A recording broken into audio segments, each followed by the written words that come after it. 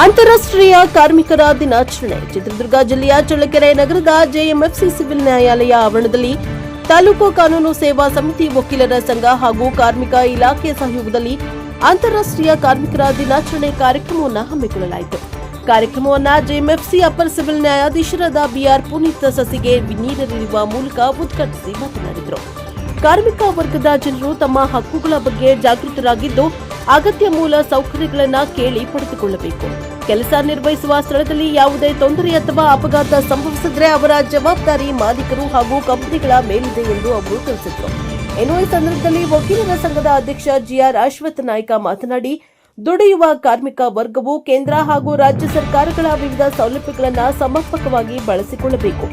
ಸರ್ಕಾರ ಜಾರಿಗೆ ತಂದಿರುವ ಯೋಜನೆಗಳು ಹಾಗೂ ಸೌಲಭ್ಯಗಳ ಬಗ್ಗೆ ಅರಿವು ಹೊಂದುವುದು ಅಗತ್ಯ. ಕಾರ್ಮಿಕರೆಂದು ಯಾರು ಅವರಿಗೆ ಇರುವ ಕಾನೂನು ಹಕ್ಕುಗಳು ಹಾಗೂ ರಕ್ಷಣೆಗಳ ಕುರಿತು ವಿವರಿಸಿದರು. ಈ ಸಂದರ್ಭದಲ್ಲಿ ಕಾರ್ಮಿಕ ಇಲಾಖೆ ಅಧಿಕಾರಿ ಕುಸುಮ, ವಕೀಲರು ಹಾಗೂ ಕಾರ್ಮಿಕರು ಉಪಸ್ಥಿತರಿದ್ದರು. ಬ್ಯೂರೋ ರಿಪೋರ್ಟ್ ಮೌನೇಶ್ ಆಚಾರ್, ಪ್ರಜಾಪ್ರಭುತ್ವ ಟಿವಿ, ಚಳ್ಳಕೆರೆ.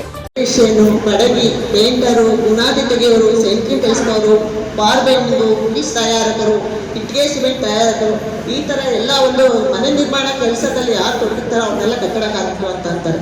ಇವರೆಲ್ಲರನ್ನು ಇಲಾಖೆಯಲ್ಲಿ ರಿಜಿಸ್ಟ್ರೇಷನ್ ಮಾಡಿಸ್ಬೇಕಾಗುತ್ತೆ. ರಿಜಿಸ್ಟ್ರೇಷನ್ ಮಾಡಿಸ್ಬೇಕಾದ್ರೆ 18ರಿಂದ 60 ವರ್ಷದೊಳಗೆ ವಯೋಮಿತಿ ಇರಬೇಕು. ಅವರು ಮುಖ್ಯವಾಗಿ ಸ್ವಯಂ ದೃಢೀಕರಣ ಪತ್ರ ತರಬೇಕು. ಅವರು ಮಾಲೀಕರ ಹತ್ರ ಆಧಾರ್ ಕಾರ್ಡು ಅಥವಾ ಅವರು ಕೆಲಸ ಮಾಡ್ತಿರೋದ್ರ ಬಗ್ಗೆ ದೃಢೀಕರಣ ಪತ್ರ ತಂದು ಯಾವುದೇ ಕಂಪ್ಯೂಟರ್ ಸೆಂಟ್ರಲ್ಲಿ ಆದರೂ ಹಾಕಿಸ್ಕೋಬೋದು ಅಥವಾ ನಮ್ಮ ಇಲಾಖೆಲ್ಲಾದ್ರೂ ಬಂದು ನೋಂದಣಿ ಮಾಡಿಸ್ಕೋಬೋದು.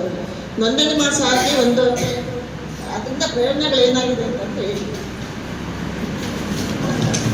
1 ವರ್ಷ ಆದಮೇಲೆ ಅಂತ್ಯ ಸಂಸ್ಕಾರ ವೆಚ್ಚನೂ ಇರುತ್ತೆ, ಮದುವೆ ಧನ ಸಹಾಯ ಇರುತ್ತೆ, ಪ್ರಮುಖ ವೈದ್ಯಕೀಯ ವೆಚ್ಚ ಇರುತ್ತೆ, ಹೆರಿಗೆ ಧನ ಸಹಾಯ ಇರುತ್ತೆ, ತಾಯಿ ಮಗು ಸಹಾಯ ಇರುತ್ತೆ, ಪಿಂಚಣಿ ಧನ ಸಹಾಯ, ಅಪಘಾತ ಮರಣ ಧನ ಸಹಾಯ, ಈ ಎಲ್ಲದಕ್ಕೂ ಒಳಪಡ್ತಾರೆ ನೋಂದಣಿ ಆಗಿರೋಂಥ ಫಲಾನುಭವಿಗಳು. ಮದುವೆ ಧನ ಸಹಾಯ ಅಂತಂದರೆ ಫಲಾನುಭವಿ ಆಗಿರ್ಬೋದು, ಫಲಾನುಭವಿ ಇದ್ದರೂ ಮಕ್ಕಳಿಗಾಗಿರ್ಬೋದು. ಇದು ಮದುವೆ ಆಗಿ 6 ತಿಂಗಳೊಳಗೆ ರಿಜಿಸ್ಟ್ರೇಷನ್ ಮಾಡಿಸ್ಕೋಬೇಕಾಗುತ್ತೆ. ಎಲ್ಲ ಯಾವುದೇ ಕಂಪ್ಯೂಟರ್ ಸೆಂಟ್ರಲ್ಲಿ ನಾವು ರಿಜಿಸ್ಟ್ರೇಷನ್ ಮಾಡ್ತೀರೋ ಅದು ಉಚಿತವಾಗಿ ಮಾಡಿಸ್ಕೊಳ್ಳಿ. ಅದರಿಂದ 50,000 ಬರುತ್ತೆ, 60,000 ಧನ ಸಹಾಯ ಬರುತ್ತೆ.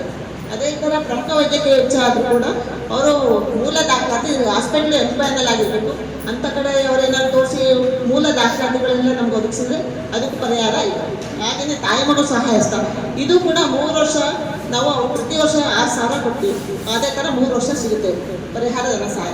ಪಿಂಚಣಿ ಧನ ಸಹಾಯ ಆದರೆ 60 ವರ್ಷ ಆದಮೇಲೆ ಅವರಿಗೆ ಪ್ರತಿ ತಿಂಗಳು 3,000 ಧನ ಸಹಾಯ ಸಿಗುತ್ತೆ. ಈ ಥರ ನಮ್ಮ ಇಲಾಖೆಯಲ್ಲಿ ಕಟ್ಟಡ ಕಾನೂನು ನೋಂದಣಿ ಆದರೆ ಎಲ್ಲ ಧನ ಸಹಾಯನ ಪಡಿಬೋದು. ಇಷ್ಟೇ ನನ್ನ ಮಾತು. ಇಷ್ಟು ಗಂಟೆಗಳು ಮಾತ್ರ ಕೆಲಸ ಮಾಡಬೇಕು ಅನ್ನೋದ್ರ ಬಗ್ಗೆನೂ ಕಾನೂನು ಇದೆ.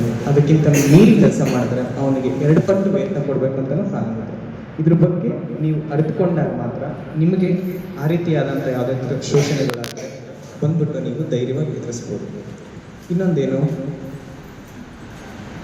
ಸೋಷಿಯಲ್ ರೈಟ್ಸ್ ಅಂದರೆ ಏನು? ನೀವು ಕೆಲಸ ಮಾಡ್ತಿರ್ತೀರಿ, ಕೆಲಸ ಕಾರ್ಯದಲ್ಲಿ ಏನಾದರೂ ಒಂದು ತೊಂದರೆ ಆಗುತ್ತೆ, ಅವಾಗ ಏನು ಮಾಡಬೇಕು? ಇವಾಗ ಸಂಬಳ ಕೊಡೋದು, ESI ಇದೆ, EPF ಇದೆ, ಗ್ರ್ಯಾಚ್ಯುಟಿ ಇದೆ, ಇದೆಲ್ಲ ನಿಮ್ಮ ವೇತನದಲ್ಲಿ ಕಡಿತಗೊಳಿಸಿ ನೀವು ಕೆಲಸ ಮುಗಿದ ನಂತರ ಅವ್ರಿಗೆ ಕೊಡಬೇಕಾಗ್ತದೆ. ಆದರೆ ಮಾಡ್ತಿದ್ದಾರೆ ಆ ರೀತಿ ಶೋಷಣೆ ಆದರೆ ಎಲ್ಲಿ ಹೋಗಬೇಕು? ಅದು ನಿಮ್ಗೆ ಇರತಕ್ಕಂಥ ರೈಟ್ಸ್ ಏನು? ಅದ್ರ ಬಗ್ಗೆ ಒಂದು ಸ್ವಲ್ಪ ಯೋಚನೆ ಮಾಡಿ. ನಿಮಗೆ ನಿಮ್ಮ ಹಕ್ಕುಗಳ ಬಗ್ಗೆ ಅಥವಾ ನೀವು ಶೋಷಣೆ ಆಗ್ತಿದ್ರೆ ಅಂತ ಏನಾದರೂ ನಿಮ್ಗೆ ಅನಿಸಿದ್ರೆ ನಮ್ಮ ತಾಲೂಕು ಕಾನೂನು ಸೇವಾ ಸಮಿತಿ ಇರುತ್ತೆ, ಬನ್ನಿ, ನೀವು ಆಗ್ತಿದೆ, ನಮಗಿರುವಂಥ ಹಕ್ಕುಗಳೇನು, ನಾವು ಎಲ್ಲದನ್ನು ಪ್ರತಿಪಾದಿಸ್ಬೋದು, ನಮಗೆ ವೇದಿಕೆ ಏನು ಅಂತ ಕೇಳಿ. ನಮ್ಮ ವಕೀಲರು ಇರ್ತಾರೆ TLSCಲಿ, ನಿಮಗೆಲ್ಲ ಸೂಕ್ತವಾದಂಥ ಮಾರ್ಗದರ್ಶನ ಕೊಡ್ತಾರೆ. ಮತ್ತು ಸರ್ಕಾರದಿಂದನೂ ಸಹ ಬಹಳಷ್ಟು ಅದ್ರ ಬಗ್ಗೆ ಅರಿತುಕೊಳ್ಬೇಕು ಅಂದರೆ TLSC ಇದೆ, ಲೇಬರ್ ಆಫೀಸ್ ಇದೆ, ಧೈರ್ಯವಾಗಿ ಹೋಗಿ ಎದುರಿಸಿ, ಏನೂ ತೊಂದರೆ ಇಲ್ಲ. ನೀವು ಧೈರ್ಯವಾಗಿ ನಿಂತು ನಿಮ್ಮಲ್ಲಿ ಆಗ್ತಿರೋ ಕಷ್ಟಗಳನ್ನ ಹೇಳ್ಕೊಂಡ್ರೆ ಸರ್ಕಾರ ನಿಮಗೆ ನಿಮ್ಮ ಕಷ್ಟಕ್ಕೆ ಸ್ಪಂದಿಸಿ ಏನೋ ಒಂದು ಸೊಲ್ಯೂಷನ್ನ ಕೊಡ್ಬೋದು. ನೀವೇ ಎದ್ದು ನಿಂತು ನಿಮ್ಮ ಕಷ್ಟಗಳನ್ನ ಹೇಳ್ಕೊಳ್ದಲ್ಲ ಇದ್ರೆ ಸರ್ಕಾರ ಹೇಗೆ ಕೊಡುತ್ತೆ? ಇನ್ನೊಂದು, ಸಂಘಟನೆ ಹಕ್ಕು. ನೀವು ಒಬ್ಬಂಟಿಯಾಗಿ ನಿಂತು ನಿಮ್ಮ ಕಷ್ಟಗಳನ್ನ ಹೇಳ್ಕೊಂಡ್ರೆ ಸಮಾಜ ಭಾಳ ದೊಡ್ಡದು, ಏನೂ ಗೊತ್ತಾಗಲ್ಲ. ನೀವು ಕಾರ್ಮಿಕರು ಒಗ್ಗಟ್ಟಾಗಿ ಸಂಘಟನೆಯಿಂದ ಮಾಡಿಕೊಂಡ್ರೆ, ಸಂಘಟನೆ ಮುಖಾಂತರ ನೀವು ನಿಮ್ಮ ಅಹವಾಲುಗಳನ್ನ ಸಲ್ಲಿಸಿದ್ರೆ ಖಂಡಿತವಾಗಿ ಸರ್ಕಾರ ಆಗಲಿ, ನಮ್ಮ ನ್ಯಾಯಾಲಯ ಆಗಲಿ, TLSC ಮುಖಾಂತರ ನಿಮ್ಗೆ ಏನೇನು ಸೌಲಭ್ಯಗಳಿದೆ ಅದ್ರ ಬಗ್ಗೆ ಮಾಹಿತಿ ಕೊಡುತ್ತೆ. ಮತ್ತು ನಿಮ್ಮ ತೊಂದರೆಗೆ ಕಾನೂನು ಪ್ರಕಾರ ಏನು ಮಾರ್ಗದರ್ಶನ ಕೊಡಬೇಕು ಅದು ಸೂಚಿಸುತ್ತೆ. ಹೆಚ್ಚಿನದಾಗಿ ಏನು ಮಾತಾಡ್ಲಿಕ್ಕೆ ಹೋಗಲ್ಲ. ಸೌಲಭ್ಯಗಳ ಬಗ್ಗೆ ನಮ್ಮ ಲೇಬರ್ ಆಫೀಸರ್ ಹೇಳ್ತಾರೆ. ನೀವು ಧೈರ್ಯವಾಗಿರಿ, ನಿಮ್ಮ ಹಕ್ಕುಗಳನ್ನ ತಿಳ್ಕೊಳ್ಳಿ, ನಿಮಗೆ ಸಿಗ್ತಕ್ಕಂಥ ಸೌಲಭ್ಯಗಳ ಬಗ್ಗೆ ಅರಿವು ಮೂಡಿಸ್ಕೊಳ್ಳಿ, ನಿಮಗೆ ಗೊತ್ತಿರೋದನ್ನ ಇನ್ನೊಬ್ಬರ ಹತ್ರ ಹಂಚ್ಕೊಳ್ಳಿ. ನೀವಿಲ್ದಿದ್ರೆ ಈ ದೇಶ ಇಲ್ಲ. ನಿಮ್ಮ ಶ್ರಮದ ಪ್ರತಿಫಲವೇ ನಾವೆಲ್ಲರೂ ಇವತ್ತು ಜೀವಿಸ್ತಿದ್ದೀವಿ. ಇಷ್ಟು ಹೇಳ್ತಾ ಈ 2 ಮಾತನ್ನ ಹಲವಾರು ರೀತಿ ಕಾರ್ಮಿಕರನ್ನು ನೋಡ್ತೀವಿ. ಒಂದೇ ಟೈಪ್ ಆಫ್ ಡಿಫರೆಂಟ್. ಈಗ ಅಗ್ರಿಕಲ್ಚರ್ ಲೇಬರ್ಸ್ ಅಂದರೆ ವ್ಯವಸಾಯ ಕೂಲಿ ಮಾಡ್ತಕ್ಕಂಥವ್ರು ಕಾರ್ಮಿಕರು, ಒಂದು ಹಾಲಾಗ್ತಕ್ಕಂಥ ಸಾಹೇಬರು ಹೇಳಿದ್ರು ಅವರು ಕಾರ್ಮಿಕರು. ಅಂತ ಬಹಳಷ್ಟು ಕಾರ್ಮಿಕರು ಇವತ್ತು ಈ ದೇಶದ ಬುನಾದಿಗೆ, ಈ ದೇಶದ ಅಭಿವೃದ್ಧಿಗೆ ಕಾರ್ಮಿಕರ ಪಾತ್ರ ಬಹಳಷ್ಟು ಇದೆ. ಅದಕ್ಕಾಗಿ ಕಾರ್ಮಿಕರ ಮತ್ತು ಕಾರ್ಮಿಕ ಸಂಘಟನೆಗಳ ಮತ್ತು ಈ ಸರ್ಕಾರದ ಮಧ್ಯೆ ಇರ್ತಕ್ಕಂಥ ಒಂದು ವ್ಯವಸ್ಥೆಯನ್ನು ಸರಿಪಡ್ತಕ್ಕಂಥ ಒಂದು ಇದಕ್ಕೆ ನಮ್ಮ ಒಂದು ಕಾನೂನು ತಂದಿದ್ದಾರೆ. ಆ ಕಾನೂನುಗಳು ಅಂತಂದ್ರೆ ಯಾವ ರೀತಿ ಕಾನೂನುಗಳು ಅಂತಂದ್ರೆ, ಒಂದು ಸಾಮೂಹಿಕ ಕಾನೂನುಗಳು, ಸಾಮೂಹಿಕ ಕಾರ್ಮಿಕ ಕಾನೂನುಗಳು ಮತ್ತು ವೈಯಕ್ತಿಕ ಕಾನೂನುಗಳು. ಸಾಮೂಹಿಕ ಕಾನೂನುಗಳು ಅಂತಂದ್ರೆ ಈಗ ಬೆಂಗಳೂರು ಅಂತ ನಗರದಲ್ಲಿ ಒಂದು ಫ್ಯಾಕ್ಟ್ರಿನಲ್ಲಿ 300-400 ಜನ ಕೆಲಸ ಮಾಡ್ತಾರೆ, ಅಂಥವ್ರನ್ನ ಸಾಮೂಹಿಕ ಕಾರ್ಮಿಕರು ಅಂತ. ವೈಯಕ್ತಿಕವಾಗಿ ಯಾವುದೋ ಒಂದು ಇದರಲ್ಲಿ ಕೆಲಸ ಮಾಡ್ತಾ ಇರ್ತಾರೆ, ಸಣ್ಣ ಇದರಲ್ಲಿ, ಅವ್ರನ್ನ ವೈಯಕ್ತಿಕ ಕಾರ್ಮಿಕರು ಅಂತ ಕರಿತೀವಿ. ಸಾಮೂಹಿಕ ಇದರಲ್ಲಿ ಫ್ಯಾಕ್ಟ್ರಿನಲ್ಲಿ ಕೆಲಸ ಮಾಡ್ತಕ್ಕಂಥ ಬಹಳಷ್ಟು ಜನಗಳಿಗೆ ಏನು ವ್ಯವಸ್ಥೆ ಮಾಡಬೇಕು, ನಾವಿವಾಗ ಒಂದು ಜಮೀನು ತಕೊಂಡು ಯಾರಾದರೂ ಒಂದು ಇವರು ಬಿಲ್ಡರ್ಸ್ ಎಲ್ಲ ಸೈಟ್ಗಳು ಮಾಡ್ತಾರೆ, ಅಲ್ಲಿ ಏನ್ ಮಾಡಬೇಕು, ಯಾವ ರೀತಿ ಕಾರ್ಮಿಕರ ದಿನಾಚರಣೆಯನ್ನು ಹಮ್ಮಿಕೊಂಡಿದ್ದೀವಿ. ಈ ಕಾರ್ಯಕ್ರಮದ ಮೂಲ ಉದ್ದೇಶ ಏನಂದರೆ, ಕಾರ್ಮಿಕರು ಅವ್ರಿಗಿರುವಂಥ ಹಕ್ಕುಗಳು ಮತ್ತು ಸರ್ಕಾರದಿಂದ ಅವ್ರಿಗೆ ಸಿಗ್ತಿರ್ತಕ್ಕಂಥ ಸೌಲಭ್ಯಗಳ ಬಗ್ಗೆ ಹೆಚ್ಚಿನದಾಗಿ ಅರಿವು ಮೂಡಿಸುವಂಥದ್ದು ಒಂದು ಪ್ರಯತ್ನ ಈ ಕಾರ್ಯಕ್ರಮದ ಪ್ರಮುಖ ಉದ್ದೇಶ. ಕಾರ್ಮಿಕರು ಅಂದರೆ ಯಾರು? ಈ ದೇಶ ಕಟ್ಟೋರೇ ಕಾರ್ಮಿಕರು. ಬೆಳಗ್ಗೆ ಎದ್ದಾಗಿಂದ ಸಾಯಂಕಾಲ ಮಲಗೋ ತನಕ ಪ್ರತಿಯೊಬ್ಬ ಸಾರ್ವಜನಿಕ, ಪ್ರತಿಯೊಬ್ಬ ಪ್ರಜೆ ಕಾರ್ಮಿಕರ ಶ್ರಮದ ಮೇಲೆ ಅವಲಂಬಿತರಾಗಿರ್ತಾರೆ.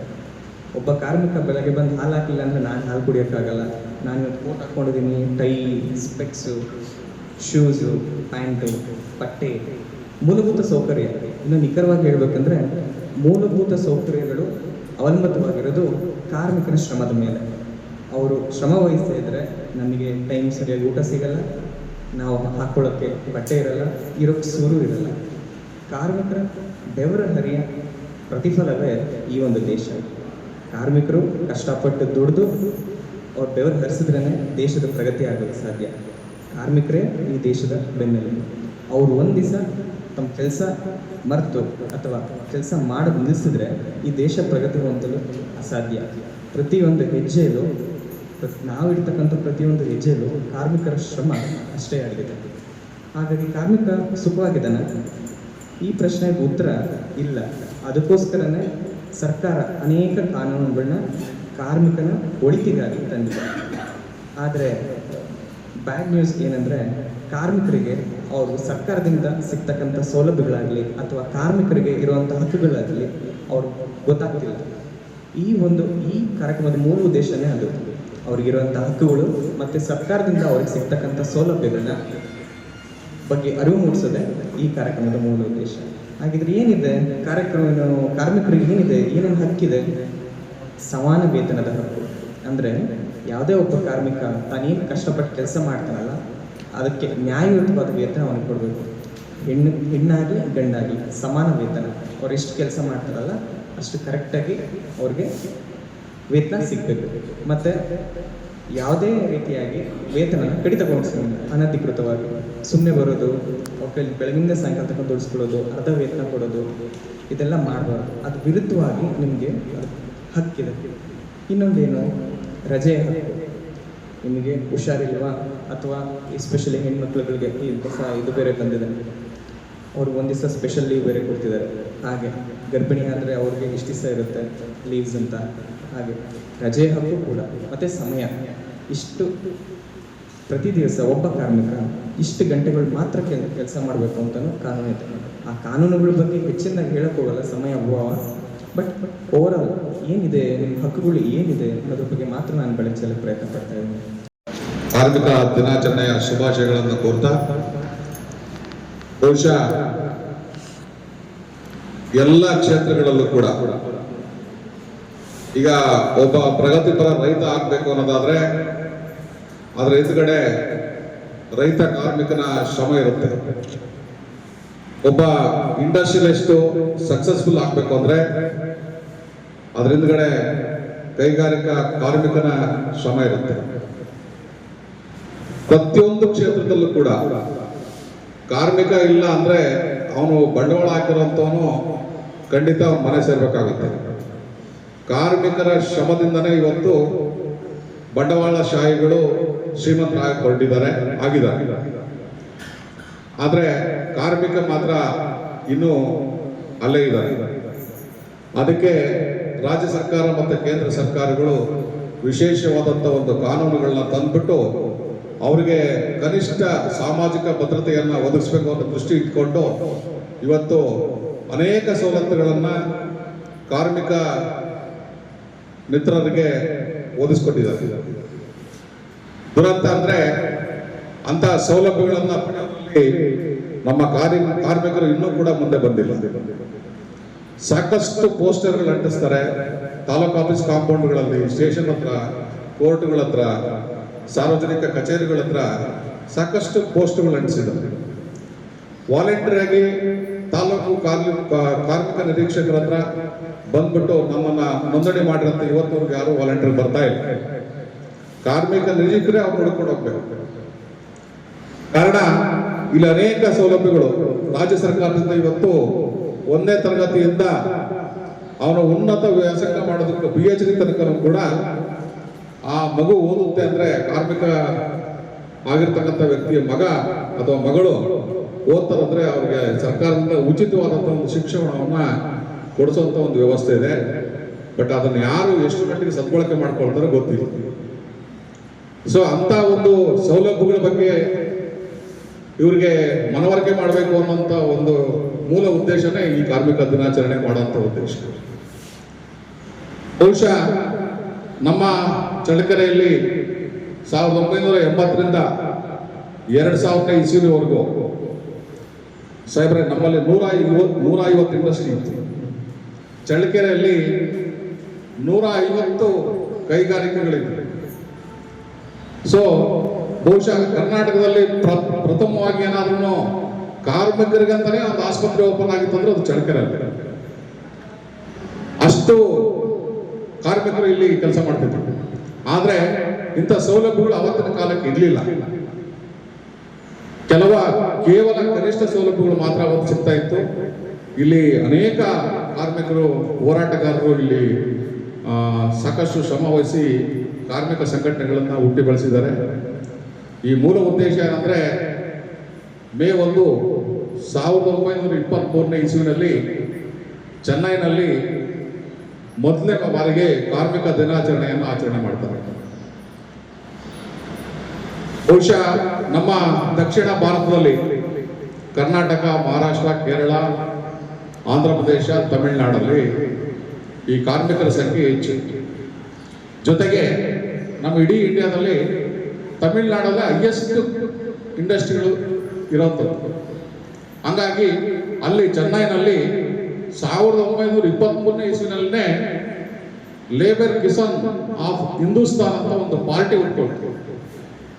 ಇವತ್ತೇನೋ ಕಾಂಗ್ರೆಸ್, BJP, JDS ಅಥವಾ ಇನ್ನೂ ಏನೇನೋ ಪಕ್ಷಗಳಿದಾವೋ ಅವತ್ತಿನ ಕಾಲಕ್ಕೆ ಸ್ವತಂತ್ರ ಪೂರ್ವದಲ್ಲಿ 1923ನೇ ಇಸ್ವಿನಲ್ಲೇ ಕಾರ್ಮಿಕರು ಒಂದು ಪಕ್ಷ ಕಟ್ಟಿದ್ದಾರೆ. ಬಹುಶಃ ಅಲ್ಲಿಂದ ಇತ್ತೀಚೆಗೆ ಸ್ವತಂತ್ರ ಬಂದಾದ್ಮೇಲೆ ಕೂಡ ಕೆಲವು ಪಾರ್ಟಿಗಳು ಈ ಕಾರ್ಮಿಕರ ಏನು ಪಕ್ಷಗಳು, ಕಮ್ಯುನಿಸ್ಟ್ ಪಕ್ಷಗಳಿದಾವೋ ಆ ಕಮ್ಯುನಿಸ್ಟ್ ಪಕ್ಷಗಳ ಜೊತೆ ಏನು ಒಬ್ರಿಗೊಬ್ರು ಕಮಿಟ್ಮೆಂಟ್ ಮಾಡಿಕೊಂಡು ಚುನಾವಣೆಗಳು ಮಾಡ್ತಾ ಇದ್ದಾರೆ. ಅಂದ್ರೆ ಅಷ್ಟೊಂದು ಶಕ್ತಿಶಾಲಿಯಾಗಿ ಇದ್ದಂತ ಕಾರ್ಮಿಕ ಸಂಘಟನೆಗಳು ಇವತ್ತು ಬಹಳ ಅಪರೂಪಕ್ಕೆ ಎಲ್ಲೋ ಒಂದು ಕಡೆ ಸಿಗುತ್ತೆ.